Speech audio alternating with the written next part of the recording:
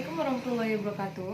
Kami mahasiswa dari Universitas Muhammadiyah Kota Bumi mendapati tugas dari dosen kita yaitu Bapak Ibrahim Fikma Edrisi, di mana kita akan mengutarakan atau menyampaikan pendapat kita tentang penologi. Pertama saya akan menjelaskan tentang pengertian penologi. Jadi penologi ini merupakan sub-ilmu atau bagian dari kriminologi yang mempelajari tentang atau mengenai asal-muasal tentang perkembangan, tentang kemanfaatan, serta kepentingan dari suatu hukuman. Dapat kita artikan juga sebagai ilmu yang berkenaan dengan pembinaan pelanggar hukum. Dalam suatu tindak kejahatan kriminal, terdapat atau terdiri dari pelaku dan juga korban. Nah, penologi ini adalah ilmu yang khusus mempelajari tentang pelaku, meliputi seperti pemberian sanksi atau sanksi apa yang tepat untuk pelaku, dan juga tentang bagaimana. Di sini, saya akan menjelaskan mata kuliah tentang penologi. Objek sendi penologi meliputi jenis pidana, tujuan pemindanaan, efektivitas pemindanaan. Berbicara mengenai tujuan pemindanaan, ialah hanyalah sebagai pembalasan atau memberi jera dalam arti agar tidak terjadi pengulangan kejahatan yang sama. Berbicara tentang aktivitas pemindanaan atau penghukuman apabila sejauh mungkin dapat mencegah atau mengurangi kejahatan. Hal tersebut dapat dikategorikan efektif dalam aspek perlindungan. Assalamualaikum warahmatullahi wabarakatuh. Waalaikumsalam warahmatullahi wabarakatuh. Alhamdulillahirrahmanirrahim. Wassalatu wassalamu ala asyrofil anbiya'i wal mursalin Sayyidina Muhammadin wa ala ali Sayyidina Muhammad. Puji syukur alhamdulillah, marilah kita senantiasa panjatkan kehadirat Allah Subhanahu wa taala atas limpahan rahmat, hidayah dan inayahnya kepada kita semua, yang mana pada kesempatan pada siang hari ini kita berada di Dinas Sosial untuk menyelesaikan tugas dari Pak Ibrahim Fikma Edrisi, Sarjana Hukum, Magister Hukum. Dan pada kesempatan kali ini kami sedang bersama Ibu siapa? Sekretarisnya Sosial. Dan tak lupa senantiasa kita panjatkan kepada junjungan Nabi besar kita Muhammad, yang mana tanpa riset beliau kita mungkin masih di zaman jahiliyah. Ya Bu, kami di sini dari mahasiswa UNPO Universitas Muhammadiyah Kota Bumi ada tugas penologi yang ingin kami selesaikan, dan kami ada sebuah pertanyaan-pertanyaan yang ingin sampaikan ke Ibu. Mohon dengan ikhlasnya Bu untuk dijawab. Mungkin tidak semua pertanyaan harus dijawab ya Bu, jadi dipilih-pilih aja yang memang bisa dijawab. Oke, tentang penologi tadi saya sudah menanyakan penologi itu apa? Itu kriminalitas. Kalau dinas sosial bukan kriminalitas di sini. Iya. Seharusnya kalian menanyakan ke Pol PP atau ke polisi. Iya. Kami di sini lebih cenderung ke rehabilitasi. Iya. Bagaimana masyarakat atau warga itu kita bantu untuk keluar dari sana. Ya. Jadi nanti mungkin bisa ngomong sama dosennya. Iya. Kalau untuk kriminalitas kami nggak ada di sini. Kalau bisa, memang kita membantu penerima manfaat. Kalau kami ngomong di sini, masyarakat itu keluar dari permasalahan. Iya. Jadi kalau misalkan undang-undang dan sebagainya, itu kan nggak ada secara hukum. Kita lebih ke sosial masyarakat. Ya, ini gimana dulu? Mungkin makanya tadi saya mengatakan karena ini bisa ditanyakan ke bidang pelayanan nomor 1 sampai nomor 3 untuk dijelaskan karena panjang jelasinnya. Kemudian untuk data bisa ke bagian ke bidang pengembangan. Kalau penimbunan ini saya katakan tadi, penimbunan bantuan sosial tidak ada karena semuanya langsung ditransfer ke penerima manfaat. Tidak ada yang mampir ke dinas sosial, semuanya langsung ke penerima manfaat. Kita tidak menerima. Ya, jadi memang benar-benar kegiatan sosial. dinas sosial Ya. seperti pendataan yang menerima sembako ya Bu mungkin ya. Ya, itu dari Sembako desa. atau bantuan ya Bu dari dinas sosial kan biasanya Pendataan itu dari desa. dari Jadi desa. nanti kalian bisa lebih panjang lagi menanyakan itu yang mendata desa. Desa Iya. mendata masyarakatnya, karena yang tahu masyarakat itu miskin atau tidak itu desa, Iya. RT RW. Kalau kami di kabupaten nggak tahu, saya ini nggak tahu ngomong ini. Iya, Menyalurkan bantuan Yang aja Bu tahu ya. RT RW. Oh. Kemudian dari RT RW itu mereka rapat desa. Di situ mereka menentukan Siapa yang Goji ini layak nggak sih Iya, dapat siapa yang bantuan? berhak apa? Ya. Nah kemudian dari hasil rapat itu mereka tanda tangan, mereka mengusulkan ke dinas sosial. Dinas sosial tidak boleh mengganggu gugat data dari desa. Jadi apa yang dari desa itulah yang dikirim ke pusat. Tidak Iya. boleh Kami diubah-ubah nanti- lagi gitu ya. ya. Karena Sesuai itu dari desa. kesepakatan dari desa. Ya. Jadi yang mengetahui benar-benar itu miskin layak atau tidak Itu dari desa. Ya.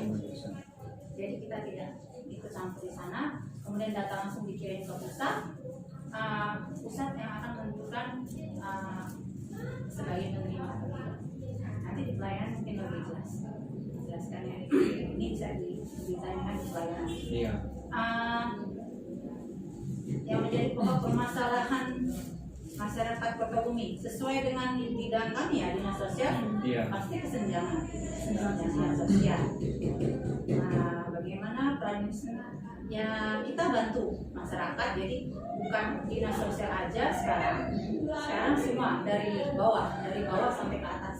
Jadi mulai dari warga sekarang warga itu kalau memang merasa layak dia berhak untuk mengajukan diri. Jadi sekarang kita pendidikan juga ke masyarakat, memberikan kesadaran kepada masyarakat bahwa dia adalah orang yang berhak untuk mendapat bantuan, dan rakyat juga harus diedukasi, harus diberikan pendidikan bagaimana syarat untuk mendapatkan bantuan itu.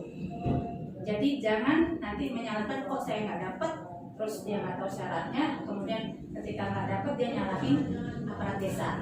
Di situ juga kita sekarang ada puskesos sama kayak di depan ini, ada pelayanan. Nanti kita upayakan di desa ini lagi mau dibentuk tanggal 17 nanti, 20 desa dulu.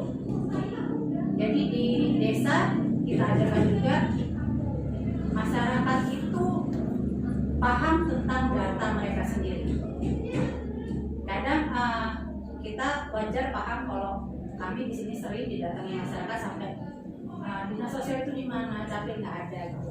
Ada dari mulai desa mau melayani warganya. Di situ dalam artian pemerintah ikut hadir sama masyarakat. Jadi bentuk pemerintah hadir. Jadi pemerintah pusat dalam bentuk hadir mereka memberikan bantuan. Sekarang kita juga ajarkan ke desa bagaimana desa merasa dia hadir di tengah warga. Iya. Jadi dia harus bantu juga. Warga tidak ngerti KTP, masih banyak. Jangan berpikir bahwa semua punya KTP. Tidak, masih banyak yang tidak mengerti harusnya data kependudukan. Jadi pemerintah desa juga harus menyadari data kependudukan perlu untuk desa itu sendiri dan untuk warga. Itu ya.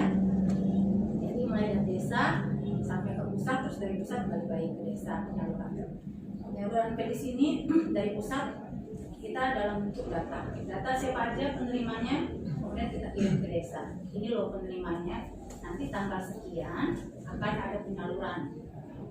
Kita ada petugas-petugas pekerja sosial yang diberi kayak pendamping PKH, ada pendamping jelas sembako yang akan membimbing juga di desa dan warga.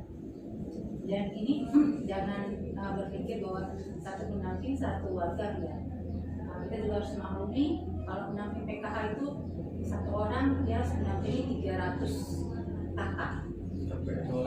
Ya, kalau pendamping sembako dia satu kecamatan, jadi bisa 5.000 sampai 7.000 kakak yang didampingi. Jadi kalian sebagai mahasiswa juga bisa bantu mengetahui tentang bagaimana sih mulai dari awal aja. Yuk Pak, bikin KTP kakak dulu. Terus KTP kakaknya harus online, Karena segala sesuatu sekarang ketika tidak sama, tidak online, mereka aja tidak paham online itu apa. Iya. Jadi pelan-pelan jelasin ke masyarakat online itu Satu apa. situasi sedang Iya, banyak. corona gini ya. Iya. Ini mohon maaf ini Bu ya.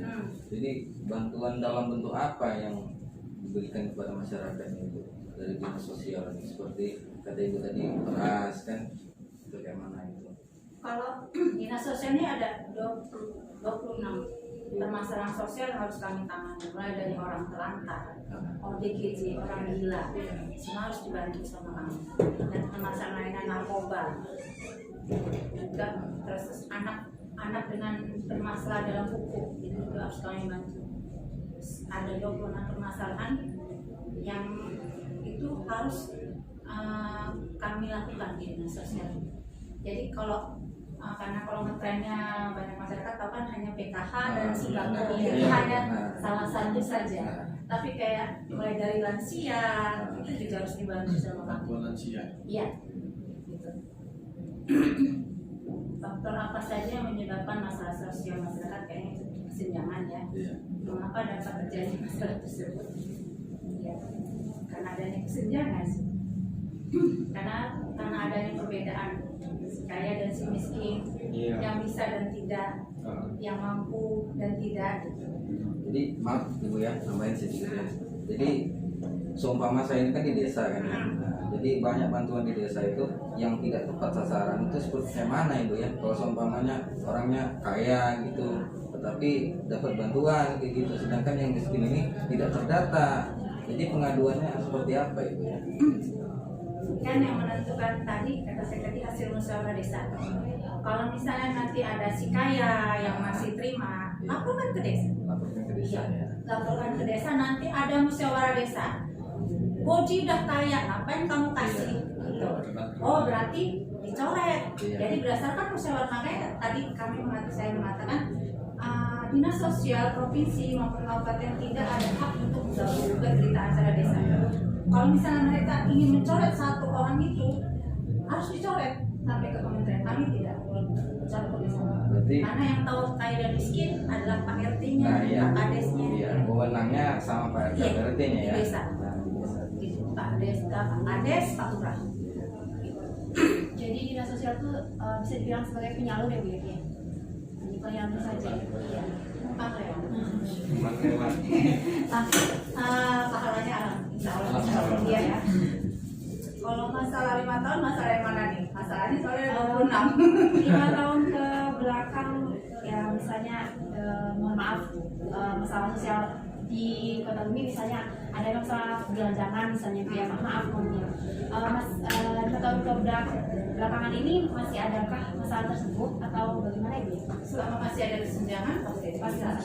Iya, dan kita upaya terus. Kayak kemarin walaupun Sabtu Minggu libur, ada OT orang terlantar, Alzheimer ya. Penyakit Alzheimer itu kan penyakit lupa ya. Iya. Orang tua itu lupa pulang kemana, dia tinggal di teras. Saya sibuk jam 11 malam nelponin orang ke sini.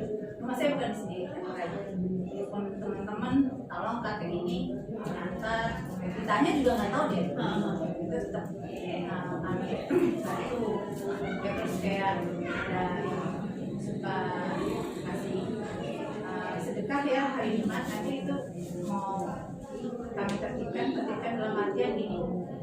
Memang rencananya saya sudah punya rencana sih. Kami punya data orang yang layak diberi bantuan.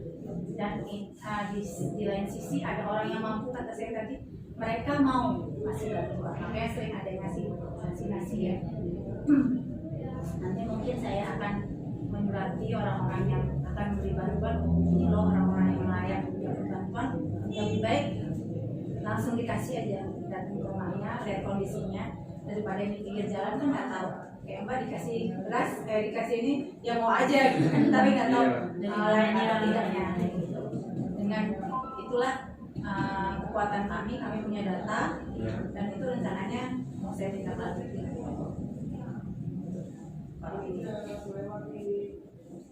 Apa saja apa yang dilakukan oleh dinas sosial dan mana banyak.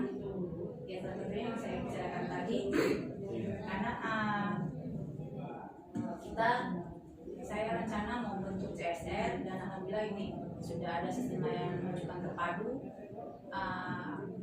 Jadi masyarakat dan di desa upaya kami sekarang untuk bentuk puskesmas, pusat kesehatan sosial. Kalau kesehatan ada puskesmas, sebenarnya dinas sosial juga punya puskesmas tapi belum setenar, padahal sudah lebih lama. Cuma lebih sibuk nanganin warganya dulu daripada lembaganya. Sekarang dengan komputerisasi lebih baik dibentuk lembaganya. Jadi warga atau masyarakat tahu, oh mereka harus ke sini. Seperti di sini kami melayani gimana sih cara mendapatkan BPJS gratis, program bantuan sosial sebagai penanganan orang-orang. Jadi ada orang gila di jalanan yang bisa dibantu sama kami. Masyarakat bisa langsung telepon, ada nomornya, online-nya juga ada. Jadi kita buat lebih mudah mereka bisa mendapatkan, termasuk saya nomor online-nya. Jadi kalau makanya saya agak ya bisa langsung hubungi. Ada lagi?